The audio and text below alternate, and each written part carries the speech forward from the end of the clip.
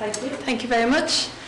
Okay, well, it's great to be here, and it's great to air some of this research, which was conducted back, I think the research period was between 2012 and 2013. So in academic terms, I guess it's old research, but in terms of dissemination, I suppose it's still being aired. So it's great to get the opportunity to come to Geary today and to present some of the work. So I'd just like to acknowledge my colleagues as well, Aidan Doris and Olive Sweetman, who are lecturers in the Department of Economics and Finance in Maynooth, Ruth Casey, who was a research assistant on the project, and then the late Professor David Rafe from the University of Edinburgh, who worked as a consultant on the project. And I'm absolutely delighted that I had the opportunity to work with David again before his untimely passing. Okay, so just to go over what I want to achieve in the presentation, just outline the key research question that the presentation is orientated around today. It's not possible to provide an overview of all the findings from the evaluation because it was so extensive, but I'll go into that in a moment. Just give you an overview of the here and there schemes for those of you who may not be so familiar with them. Talk about the data, and then I suppose track the progress of students from the point of application to higher education. So uniquely the project used CAO data to consider application patterns and the profile of applicants to make a distinction between those who apply through here, there, and the traditional CAO route. So we're going to look at some of the school level data that, to consider who has access to the schemes in the first place. We'll then provide an overview of the applicant profile, and talk about some of the issues in the application process around here and there, then look at CAO choices and participation and progression through higher education as outcomes of the schemes, and then I'll provide just an overview summary. So the evaluation, one of the key questions of the evaluation was, well, are the schemes really addressing the underrepresentation of certain groups in higher education? And the particular groups that the Here and There scheme focus on are those from school leavers who experience long-term socioeconomic disadvantage, and students with disabilities as well. So what we're going to look at today is, well, who has applied, so look at the profile of applicants. We're going to see whether the CAO choices, or determine whether the CAO choices of Here and There applicants differ from all other CAO applicants, and then to consider whether eligible applicants fare better, worse, or indifferent in terms of participation and progression through higher education.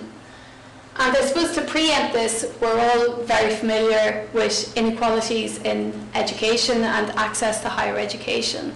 So the HEA have had for some time now strategic goals around target setting in terms of raising the participation level of underrepresented groups in higher education.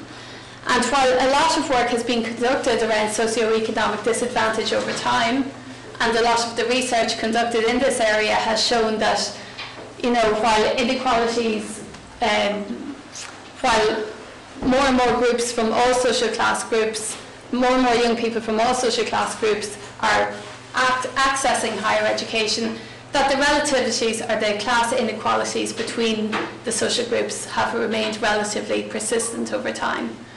But saying that, much less research has been conducted around the issue of disability, and also throughout the presentation I'll also talk a little bit about the implications of migration for school leavers and entry to higher education, and issues around ethnic minority groups or migrant groups. So just to give an overview of what HERE is, well, HERE stands for the Higher Education Access Route, and basically I think at the moment there are 18 colleges and universities which offer this admission scheme, which offers places at reduced leaving certificate points to school leavers from socioeconomically disadvantaged backgrounds. So the key mechanism or the key policy instrument that is used to tackle disadvantage in this instance is the reduction of Leaving Certificate points for entry to higher education. So students who are eligible for the scheme, who apply and are eligible for the scheme, they can get a reduction in points on entry to higher education, which will place them at a better chance of accessing higher education. It's aimed at school leavers and it's solely aimed at those who have completed the Leaving Certificate rather than other routes to higher education. And basically, while the orientation around here differs quite substantially across each of the 18 institutions, there tends to be academic, personal and social supports targeted at young people once they gain entry into higher education. Also, across institutions, there tends to be a financial bursary on entry into higher education. So if you're successful and you gain a place as a HERE student, then the institution is probably going to offer you some kind of a financial bursary year on year. But again, that differs quite substantially across institutions. In 2012, it was provided in 16 higher education institutions, and more recently, that's up to 18 at the present. So the DARE scheme has pretty much the same idea. The distinction being that it targets students with disabilities. And like that, it also uses the same key policy instrument, the reduction in Leaving Certificate points, in order to level the playing field and to take into account the long-term educational disadvantage that students who have disabilities may have experienced throughout their educational experience to date. Like that, it's limited to school leavers with a disability, to those under the age of 23 and to those who have completed an Irish Leaving Certificate. So if you come in through any other route, any other HETAC or FETAC route, for example, you're not going to be eligible for DARE. And currently it's on offer in 15 higher education institutions. So you can see over time the number of institutions providing DARE has increased as well. So, like I say, the actual evaluation was quite extensive, so it wanted to look at, you know, the profile of young people entering the schemes, accessing the schemes, and the outcomes of those young people. It also wanted a lot of detail on the functional capacity of the scheme, so the organisation of the scheme, the degree to which it's sustainable in the context of widening participation policy. So we, as well as this administrative data, which I'll go into in a moment, we also conducted interviews with young people in higher education institutions who had come in through the schemes. So in all, we interviewed 151 HERE and DARE applicants. We conducted a number of focus groups with all the people, all the access staff in each of the institutions working on the schemes. And then we conducted another 9 focus groups with key stakeholders, both internal and external to the schemes, to try and derive their views on the effectiveness of the scheme in widening participation for those, the groups that they are most interested in. So uniquely, we used administrative population data between 2010 and 2012. And this was one of the really unique features of the research. So the HERE DARE Strategic Development Group, who oversee the running of the HERE and DARE schemes, they collect a lot of data from young people who access the schemes. And we were able to merge this individual level data with CAO data, with the population of CAO data, and we were able to link that then to the HEA participation and progression data. And this is quite unique in the Irish context. You typically tend to see samples of populations rather than actual population data drawing on the use of administrative data. So there's obviously pluses and minuses to this. At times there were essential pieces of information that were not gathered, but because this HEA data tracks new entrants from 2010 throughout their experience at higher education, we also have social class information in there as well. So in terms of putting together a cohesive range of administrative data together, it's pretty good for what we wanted to achieve. We also wanted to use the EU Silk, and we did use the EU Silk to consider the adequacy of the indicators, particularly around HERE, because again there were concerns about whether you know, the indicators are the most effective way to target disadvantage. And we use primarily multivariate modelling, and because of the range of data collected, we could use logistic, multinomial, ordinal and Tobit regression models. Delma? Yeah? Does the admin data relate to all HEA people or just to the here and there people? Everybody. Okay. Yeah, so it's really good in that sense. So we're able to place the here and there applicants in the context of the wider CAO applicants. Sure. Okay, so that's why we can answer these questions. Who applies and how do they differ from all the other CAO applicants? Did you have access to the DESH? Did you know whether they were coming from DESH schools? We did, yeah. So because we had, because the Here There Strategic Development Group, they collect a school ID indicator. We were then able to match that to lots of the published data on the DES website around, you know, to compile information around those schools. But you'll see that in a moment. Oh, sorry. No, that's okay. Okay, so just to give you, and again, this is just background, just, you know, to get you thinking about the schemes and the effectiveness of it. I mean, these schemes, they were introduced in 2009, but they've really become a huge administrative burden in a sense because they're really, really popular among school leavers. So in 2012, over 7,500 school leavers had applied to HERE. Most recently, that was 10,500. So all these applications have to be processed. Typically, in 2012, 88% of mainstream schools had submitted an application to HERE. So just to give you a scale. Again, in terms of there, you had almost 3,000 school leavers applying in 2012, and that rose to almost 5,500 by 2014. And 78% of mainstream second level schools had submitted at least one application in 2012.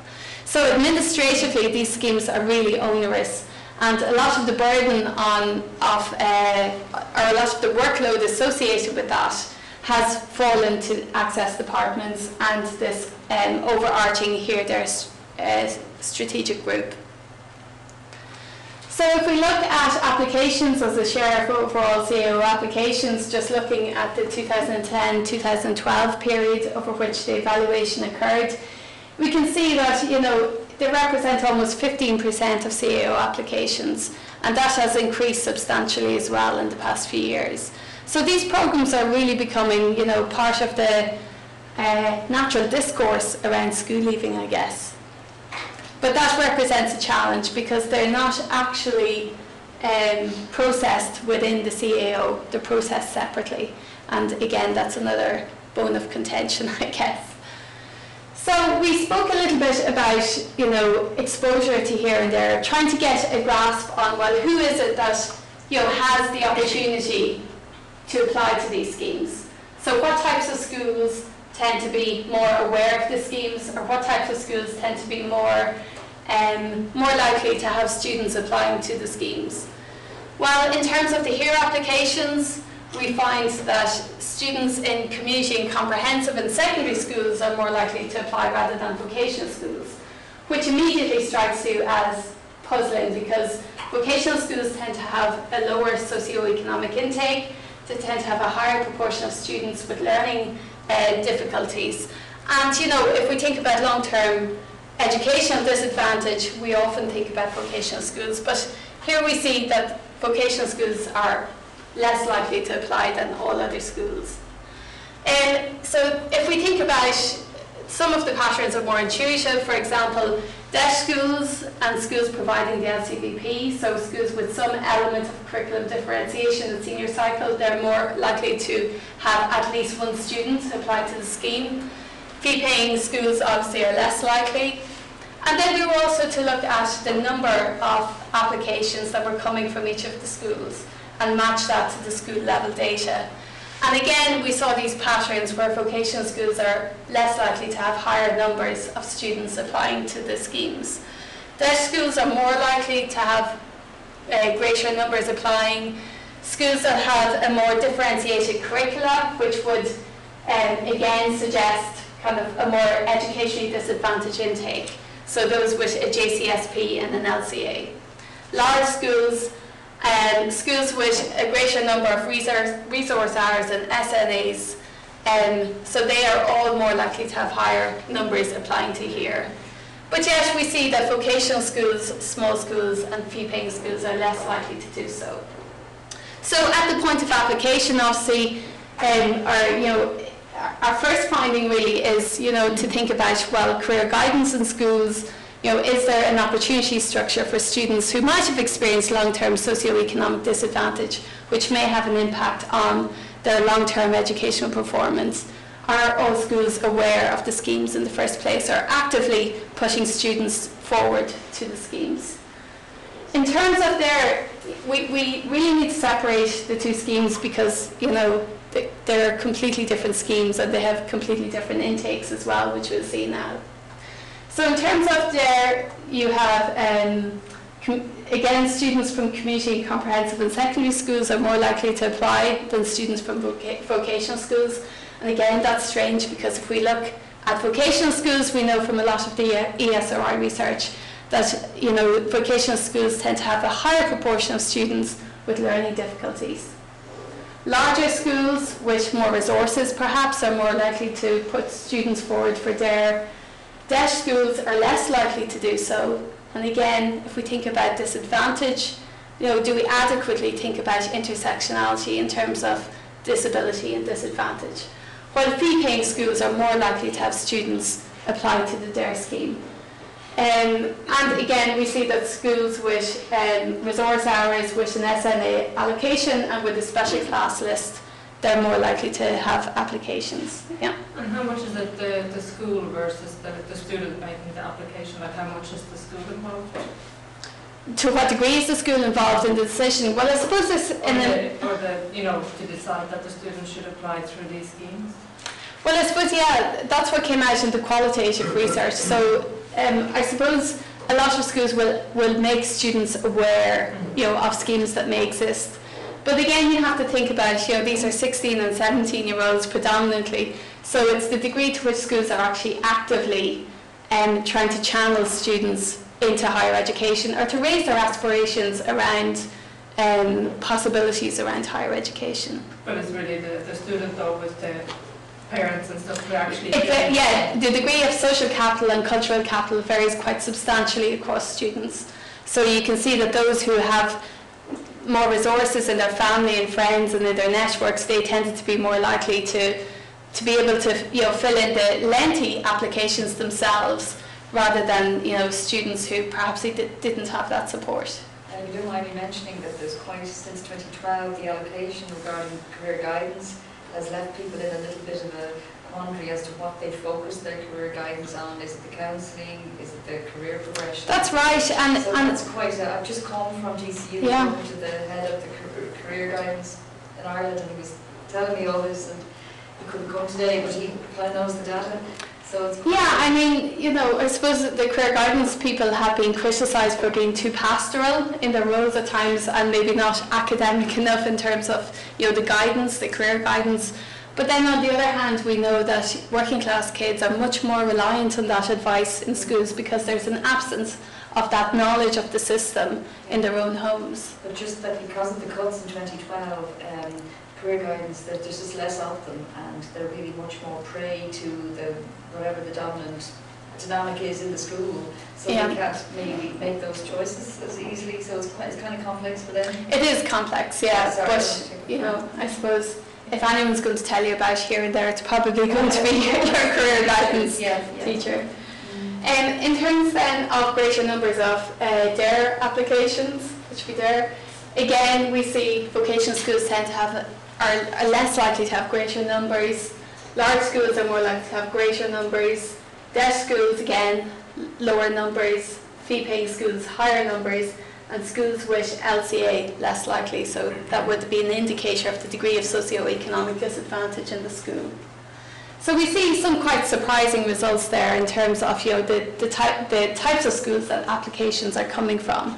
Sorry, Delma, can I just go back one second to your earlier figure? In terms of the overall, the figure you showed before, so in terms of percentage of CAO applications, but how do those percentages actually compare to the share of people we would think of as, as satisfying the criteria for both programs in the overall population of that? Yeah, so we'll get to that later on. I think here fulfilled about, I think it was 5% of new entrants, there was 2%, but in terms of the actual, do you mean the cohort of students with disabilities? Yeah. We see this is where our use of administrative data let us down, because we couldn't actually tell whether all the kids who could be targeted as being, from a lower socioeconomic long-term disadvantaged background applied to the scheme,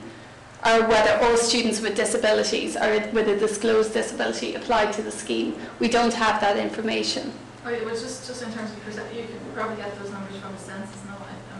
Yeah, we've done some work on it, and they typically absorb, I would say, the majority of students, but So I suppose my name are the proportion that apply under these schemes higher than the actual proportion in the population? I think there's a higher proportion of people in the population than who apply for the schemes, yeah. So there is a gap. There is a gap. The gap isn't huge, but there is a gap. Okay.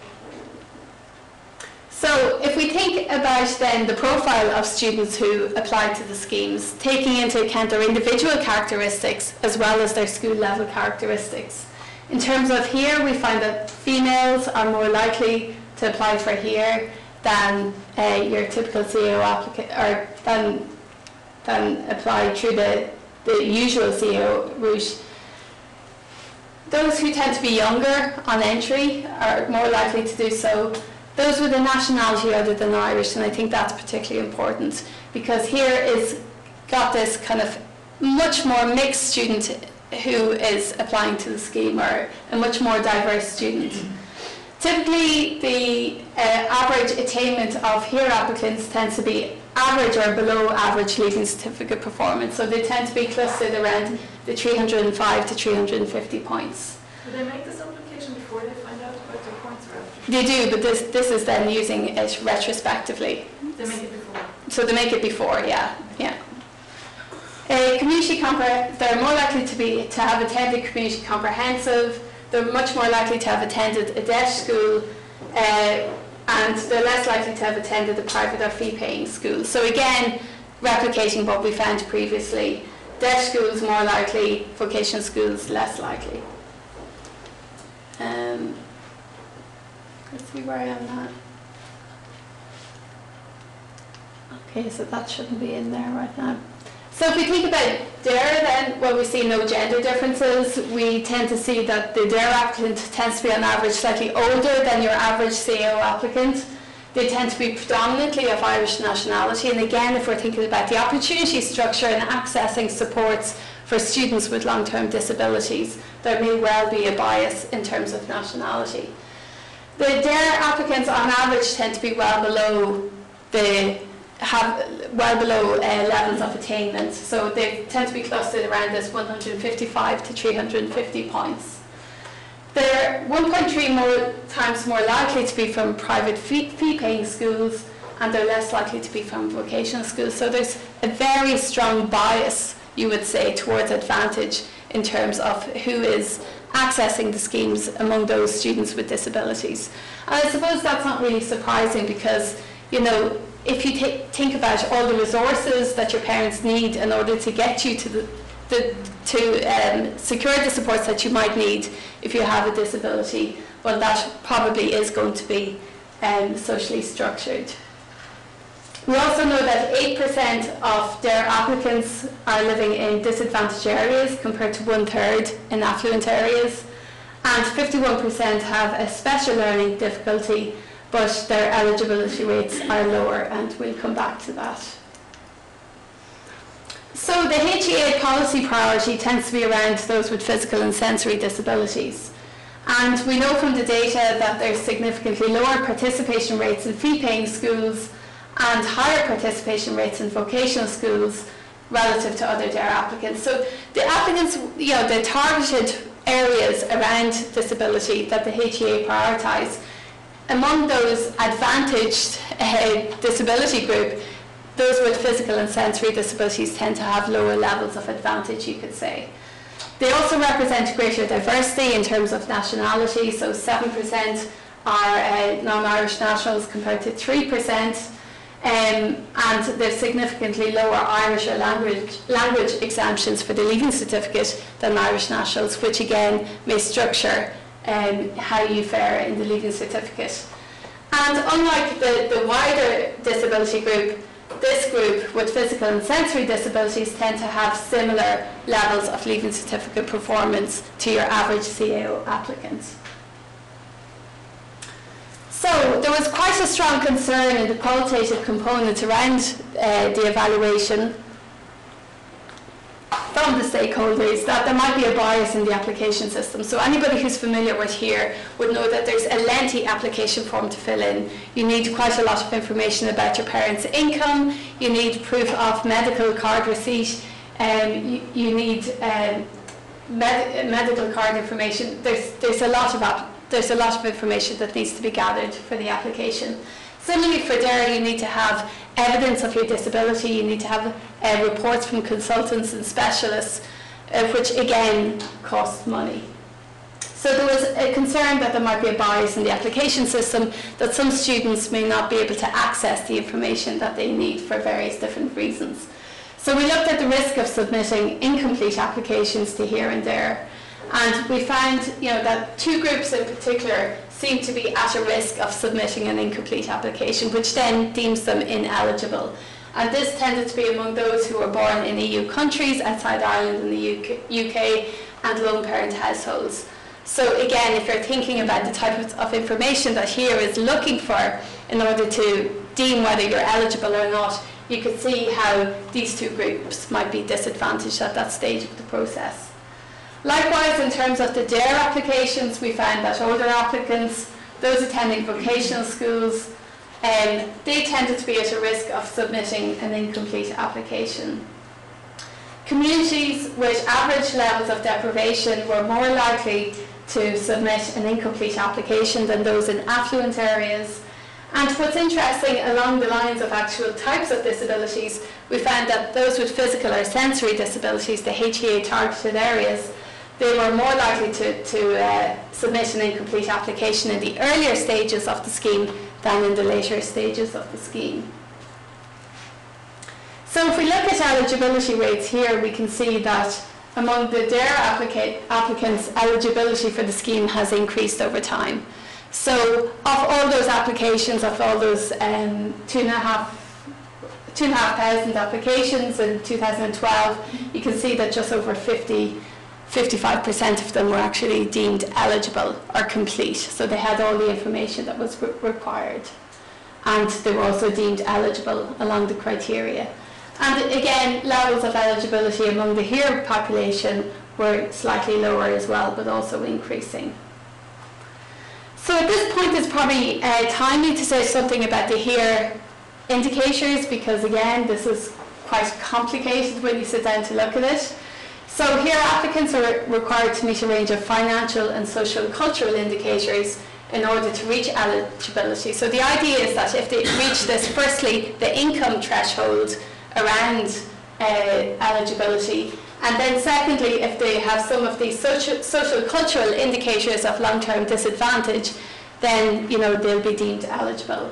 So they need this income indicator plus a combination of two other indicators to include various combinations of medical cards, socioeconomic group, low socioeconomic group, debt, having attended a debt school, or having attended an area of a deprived area based on the deprivation index. So all the students' addresses are coded in order to come up with this indicator, or to verify this indicator.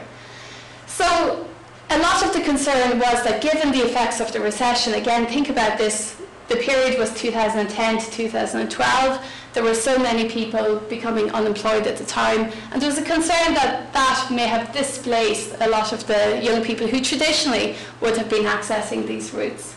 So we used the EU SILC analysis to consider how effective the HERE indicators are in targeting disadvantage in the Irish context.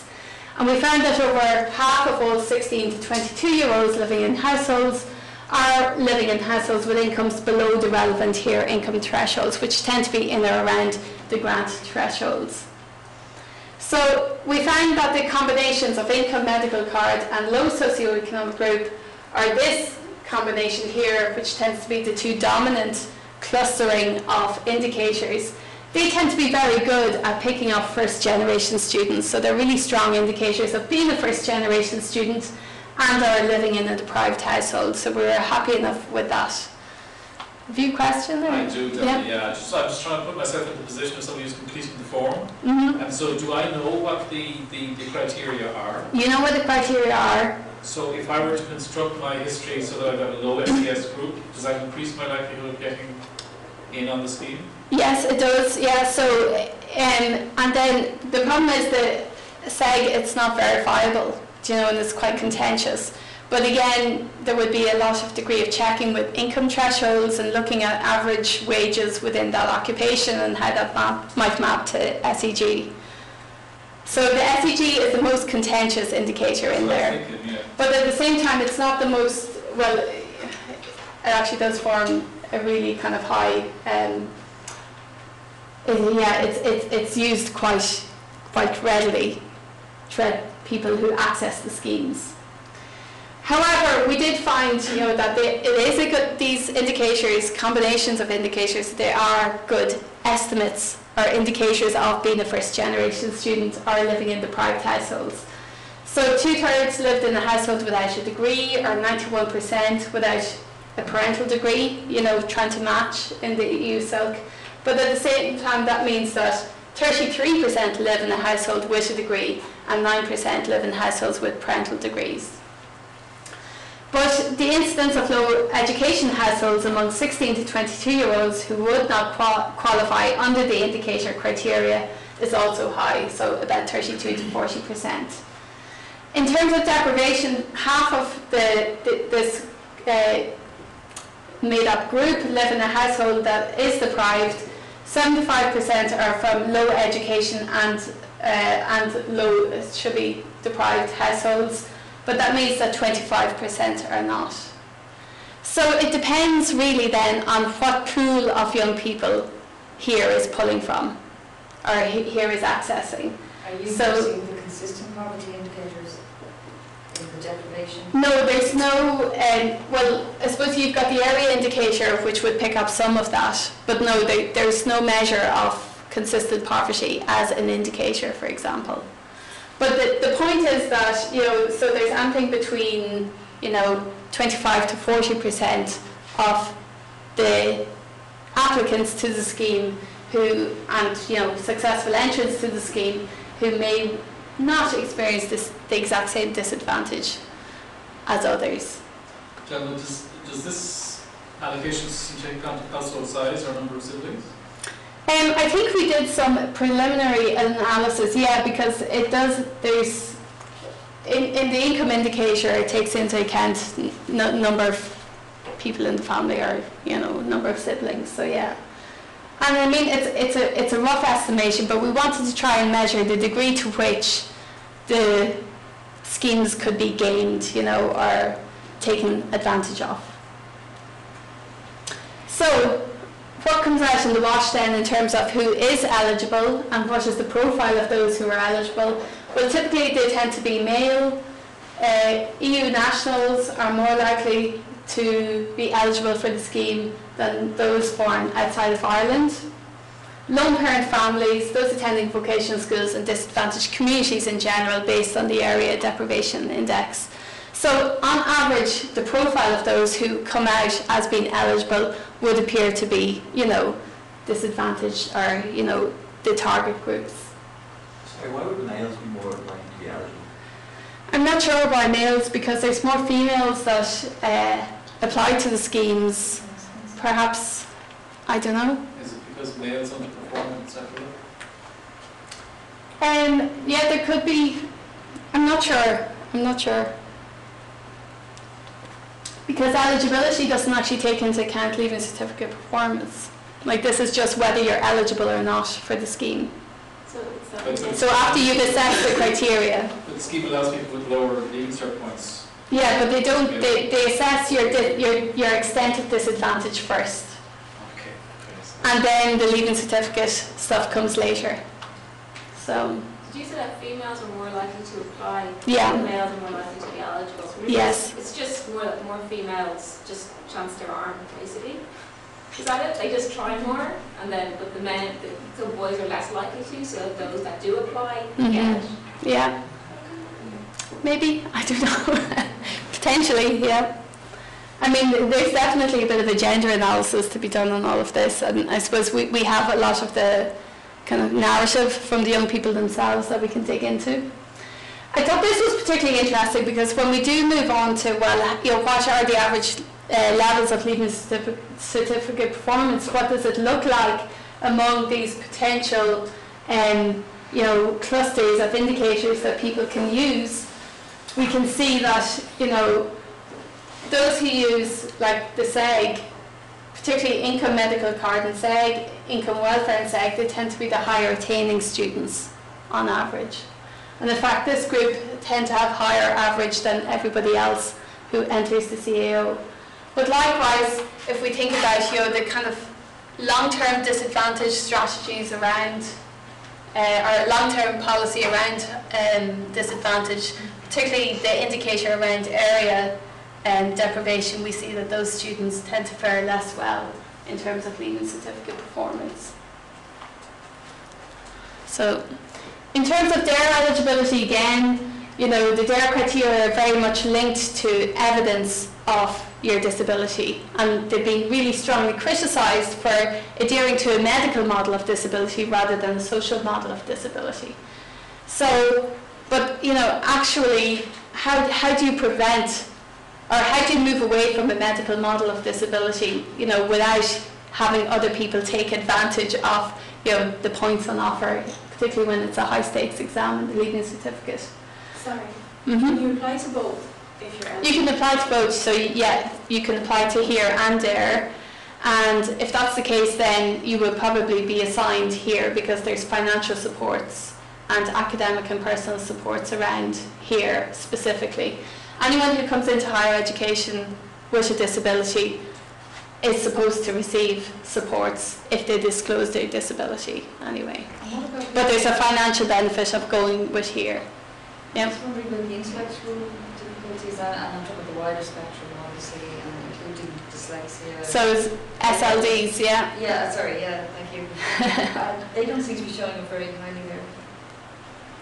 Well, we'll see that in a moment. I mean, if you think about the previous slide that looked at, you know, young people, school leavers who had physical or sensory disabilities, they were less likely to be in fee-paying schools than students with specific learning difficulties. But anyway, so these students are more likely to be eligible for the scheme. So if you're in a fee-paying school, you're more likely to be eligible, and if you've disclosed a physical or sensory disability. So again, I suppose there's a problem here because, you know, it suggests that, you know, if you're disadvantaged and have a disability, then, you know, your chances of accessing the scheme may be diminished. Do they find out if they're eligible before they write the leaving cert? I think they find out, yeah, just beforehand, yeah.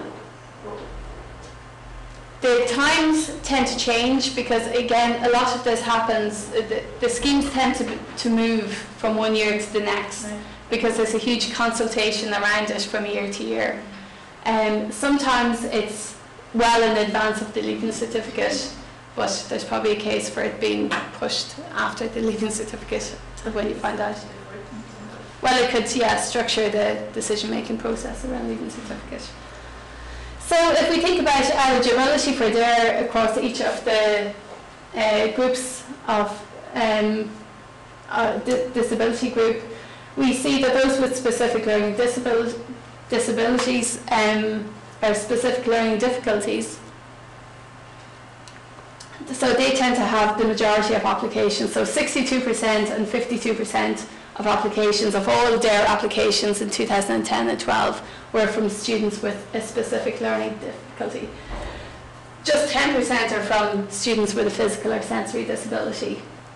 But at the same time, we see here that, I think I have a pointer, Those with a specific learning difficulty, they have much lower eligibility rates. So while the numbers are lower, the chances of being deemed eligible, while they have higher application rates, their chances of being deemed eligible are significantly lower.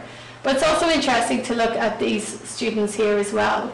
So their chances for success seem to be impaired for some reason. So I just want to move tack now, so we kind of have a good understanding of who was deemed eligible. We now want to move to and think about their educational decision making through the CAO process. So we've got all of their decisions that they made through the CAO. So we know what types of courses they applied for, level 6, 7 or 8. We know what fields of study they applied for, and we know whether they got their preferences or not.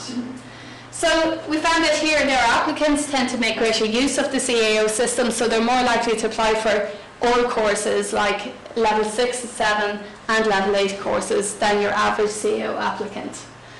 And there seems to be an impact of outreach in raising aspirations. So here eligible applicants are less likely to apply for level 6 or 7 courses only compared to all other school leavers. So they're strongly encouraged, once they get into that system of information and guidance, they're strongly encouraged to bet their hedges and to give it a chance.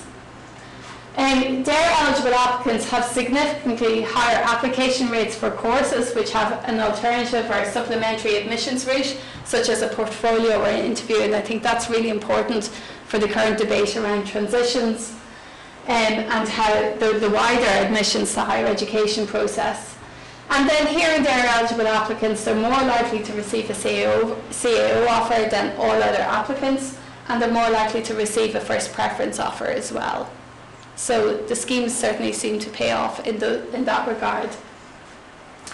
In terms of fields of study as well, it's a huge concern in terms of the sociology of education literature, because there are huge inequalities, as was inherent along the lines of fields of study for life chances. So there's a strong onus on schemes like this to raise the aspirations of students and to get them into fields of study that they may not naturally tend to pursue.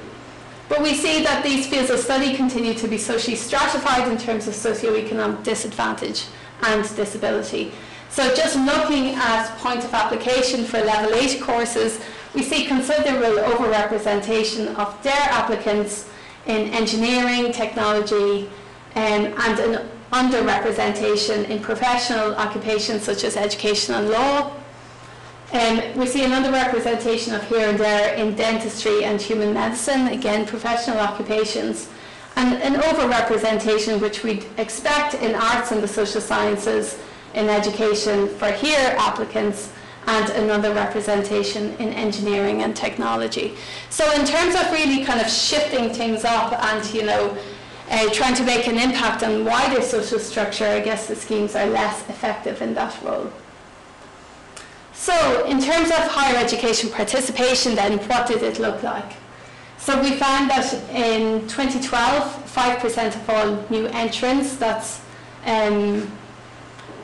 all school, I think that's all school leaver new entrants rather than all new entrants, 5% of those were here eligible students and 2% were DARE eligible students. Actually, I think that's all entrants, including mature students.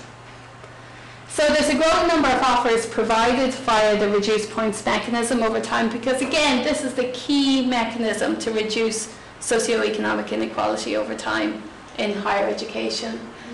But we see that the distribution of reduced points offers had declined from 44% in 2010 to 33% in 2012. So as more and more people are applying to the courses, as more and more people are deemed eligible for the courses, universities have been holding back on offering the reduced points mechanism to these students.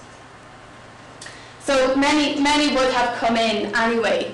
They wouldn't have needed the reduction in points. And we see the same pattern again with regard to DARE. And I guess that's one of the, the strongest findings coming out of the evaluation. So then if we look at the longitudinal cohort then of young people moving, again, the whole population of young people who entered in 2010, moving and progressing through higher education, we see that participation levels of these groups are slightly higher than your average CEO applicant. And then in terms of the chances of making the transition from first year to second year, we see that the chances of their eligible applicants are a little bit lower than your typical CEO applicant. So we modelled this, and we just wanted to look at the chances of participation. So people have already received an offer, but have they actually made the transition into higher education? And we find that the here eligible group are much more likely to actually be there in September of 2010, just like those who were there eligible are more likely to do so. And those who are deemed there ineligible and who went on to continue and pursue a CEO place, they were less likely to be there. So again, that might say something about the supports that they've been told about that they may receive on entry into higher education. If we think about progression then, we wanted to make a distinction between here eligible and here ineligible, there eligible and they're ineligible and all other entrants. And again, these are just showing the coefficients for these groups in light of all the other variables. And what's really interesting is that we tend to see, here eligible and they tend to be no different from all other entrants in terms of their chances of progression from first year to second year. Whereas they're eligible, they tend to be less likely to make the transition from first year to second year. But when we take into account Leaving Certificate performance, it means that there's no significant difference. So it's, they are not significantly different from all other CEO applicants or all other new entrants. So that would suggest that the schemes are working. And again, we see this when we break it down into whether people came in on or above the points or received a reduced points offer. And again, we're using administrative data, so sometimes the data is not filled in correctly and we have a dare unspecified group. Again, we see that any kind of positive or negative effects of participation in the schemes is obliterated as soon as we take into account previous Leaving Certificate performance. So it means that these young people really have a chance in higher education once they get in there, irrespective of the reduction in points. There tends to be no penalty in terms of progression to second year. And again, we already know from the progression literature that how you do in the Leaving Certificate really will determine your chances of success in higher education.